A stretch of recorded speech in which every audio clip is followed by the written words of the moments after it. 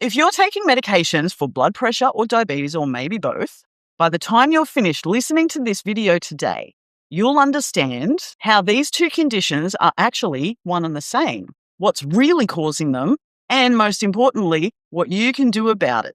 Here's something most people don't realize. High blood pressure and high blood sugar are not two separate conditions.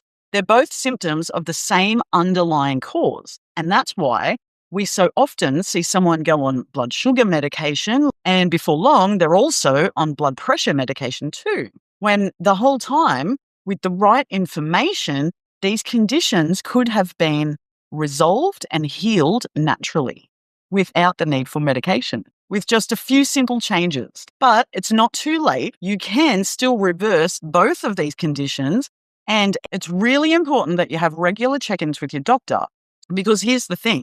If your blood pressure or your blood sugar drops too low, it can actually be really dangerous.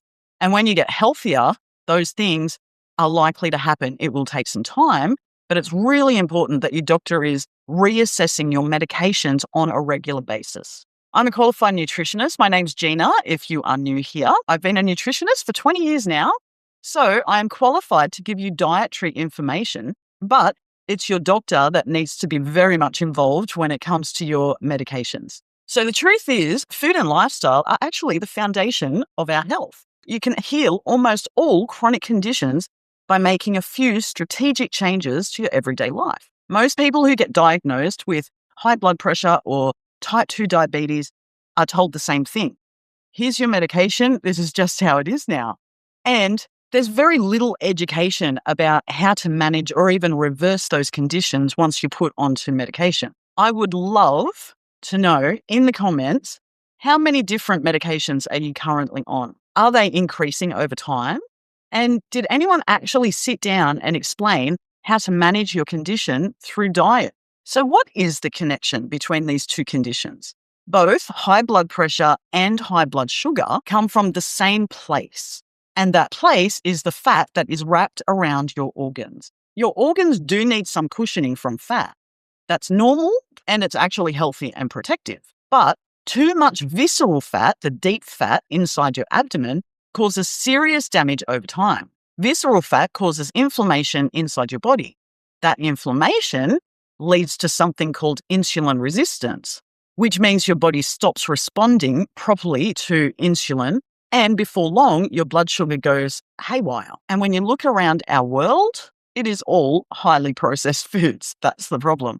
And dare I say it, a list of ever-increasing medications to control the symptoms. And here's why. I'm about to explain everything so you can completely understand what's going on here. Insulin resistance also activates a stress response in your system, which constricts your blood vessels and drives your blood pressure up.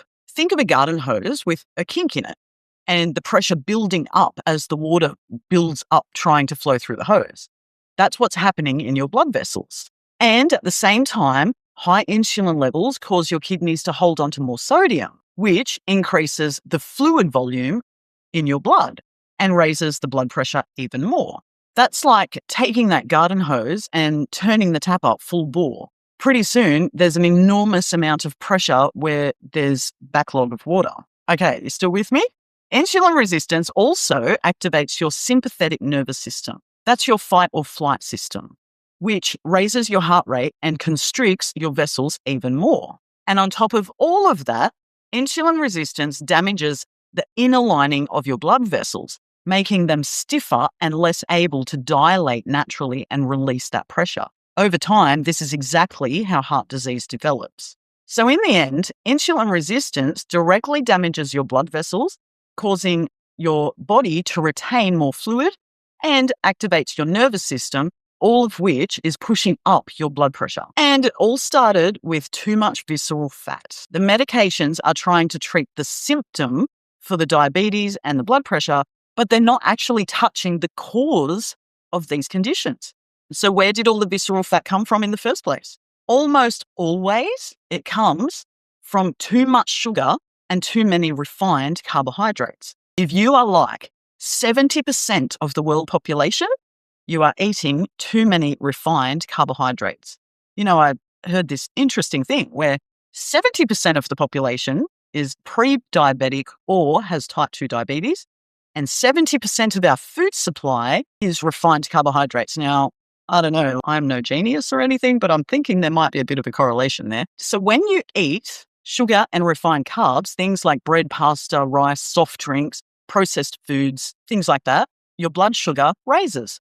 Your blood releases insulin to bring it all back down, right? But if you're consistently eating more sugar and more carbs than your body needs for energy, insulin has nowhere to put it. So your body does the only thing it can. It converts that excess sugar into fat and stores it. And the place it stores it first and most aggressively is around your organs. That's the visceral fat. Over time, the more often this happens, the more visceral fat accumulates. And because visceral fat is constantly releasing inflammatory signals, it starts creating the very insulin resistance that makes the whole problem get worse and worse. So, what can you actually do about it? You don't need a perfect diet. Nobody is perfect. Even health professionals that look fantastic and all the rest, they're not perfect. I talk to them all the time. I know for sure. So you do not have to be perfect. You just need to change a few little things in your environment to change a lot of things inside your body. And the research consistently points to the same things. The first and most important step is to cut out the sugar and refined carbohydrates. If you already have insulin resistance or type 2 diabetes or high blood pressure, the best thing you can do is overhaul your diet and get rid of all the crap. These are the biggest drivers of visceral fat, insulin resistance, and inflammation. So a study published in Lancet put people with type 2 diabetes on dietary intervention with no medication. This was just foods and a change in their diet. Within 1 year, almost half were in full remission. They had normal blood glucose levels, no medications whatsoever. These were people who had been told that they had a lifelong condition. So I hope that that gives you a little bit of hope, right? There is hope. And I've seen this myself because I once worked with a pharmacist who was a bit older than me. He was told he needed medication for diabetes. He came to me instead. He decided, now, don't you think this is interesting? He's a pharmacist, right? They do medication. But instead of taking medication, he came to see me and he asked what he should do. So I gave him the same prescription I'm giving you right now in this video. 3 months later, his blood sugars were completely normal and he never needed to take the medication. And here's why this works. Think of your pancreas, the organ that produces insulin. If your pancreas is being suffocated by visceral fat, it simply can't function properly. But when we change our diet, we lose that visceral fat. The body is wonderful at reversing the things that don't work for it, and your pancreas will recover. The same principle applies to blood pressure.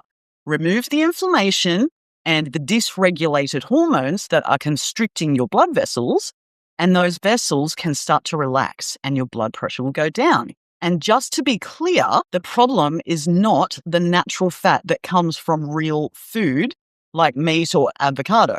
I know we've been told for decades now that fat is the enemy. But if we look back over time and the correlation, it's actually the sugar that is killing us. And there are a lot of studies now that are proving that to be true.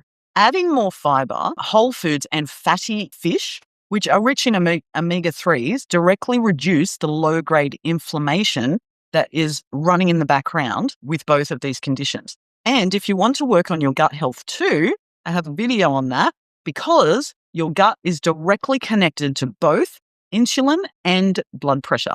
Now, this next one is a big deal. You need to move your body every single day.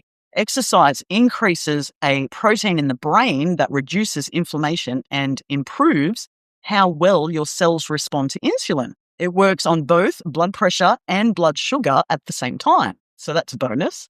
So find something that you enjoy doing that doesn't feel like it's a chore. Even a short walk after meals makes a real difference over time. Prioritize your sleep. When you don't get enough sleep, cortisol rises, and cortisol raises both your blood sugar and your blood pressure. So sleep is just as important as what you eat. And it's also deeply protective for your brain as well. Reduce or cut out alcohol because your liver processes alcohol differently than anything else, which means fat burning completely stops whilst it's working through the alcoholic drink. We don't want that, right? We want to burn fat. And if you're living with chronic stress, that's the other thing you really need to address, because stress raises cortisol and cortisol feeds visceral fat. If you start applying all of these things from today, you will almost certainly be able to get your medications reduced before long. You are not just managing a diagnosis, you are changing your biological environment that created it in the first place. And the research shows that for a lot of people, that environment can genuinely shift. That's not something that most doctors have time to explain in the 10-minute or 15-minute appointment that you might get, but it is the most important thing that you can know. If you want to go deeper on how to control your blood sugars and lose visceral fat naturally, my video on blood sugar control covers exactly that. So go and check that out, and I will see you in there.